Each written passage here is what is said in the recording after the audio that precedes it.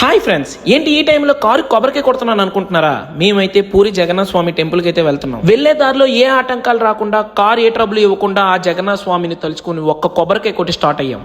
అలా వెళ్తూ అడిగా నైట్ అంతా జర్నీ చేయడానికి సిద్ధమా అని. మా వాళ్ళు అన్నారు సిద్ధంగా ఉన్నామన్నారు. అలా వెళ్తూ మార్నింగ్ 4 కి అయితే పూరి రీచ్ అయిపోయాం. అలా కార్ పార్కింగ్ చేసి మేము అందరూ బ్యాగులు తగిలించుకుని ఫ్రెష్ అవ్వడానికి అయితే వెళ్తున్నాం. ఫ్రెష్ అయ్యి వచ్చాకైతే ఆటో బుక్ చేసుకున్నాం. ఆటో బుక్ చేసుకున్న టెంపుల్ దగ్గరికి అయితే వెళ్తున్నాం. అలా వెళ్తుంటేనే తెలిసింది టెంపుల్ కి మేము ఉన్న దగ్గరికి 1/2 km డిస్టెన్స్ అని. అలాగే మీలో ఎవరైనా వెళ్తే టెంపుల్ కి మీరు ఉన్న దానికి డిస్టెన్స్ చూసుకొని అయితే ఆటో బుక్ చేసుకోండి. మేమైతే ఫ్రెష్ అయ్యి టెంపుల్ దగ్గరికి వచ్చేసరికి 5 అయితే అయింది. మేమైతే అలా క్యూ లైన్ లోకి వెళ్తుంటే చాలా మంది వచ్చారు. మీకు స్పెషల్ దర్శనం చేస్తాం, ఫ్రీగా ప్రసాదం ఇప్పిస్తాం, మీరు మాతో రండి అని. కానీ ఏది నమ్మకండి, ఎందుకంటే డబ్బులు తీసుకుని సగంలో వదిలేస్తున్నారు. అలానే ఇక్కడ చాలా మంది మోసపోతున్నారు. మీరు అలా మోసపోకుండా ఫ్రీ దర్శనం లైన్ లోనే వెళ్ళండి. మేమైతే అలా దర్శనం చేసుకుని బయటకు అయితే వచ్చేసాం. బయటకు వచ్చేసి మా వాళ్ళందరూ ఫొటోస్ అయితే తీసుకున్నాం. మేమైతే 1 year నుంచి అనుకుంటున్నాం ఆ జగన్నాథ స్వామి టెంపుల్ కి వెళ్ళాలి, చూడాలి, దర్శించుకోవాలని. కానీ ఇన్నాళ్ళకి పిలుపునిచ్చాడు ఆ జగన్నాథ స్వామి. ఎనీవే, దర్శనం మాత్రం వేరే లెవెల్లో అయింది. మీలో ఎవరైనా వెళ్ళాలనుకుంటే దర్శనం త్వరగా అవ్వాలంటే నైట్ జర్నీయే చేయండి. ఎందుకంటే ఎర్లీ మార్నింగ్ 4 or 5 కి టెంపుల్ దగ్గరికి వెళ్ళేటట్టయితే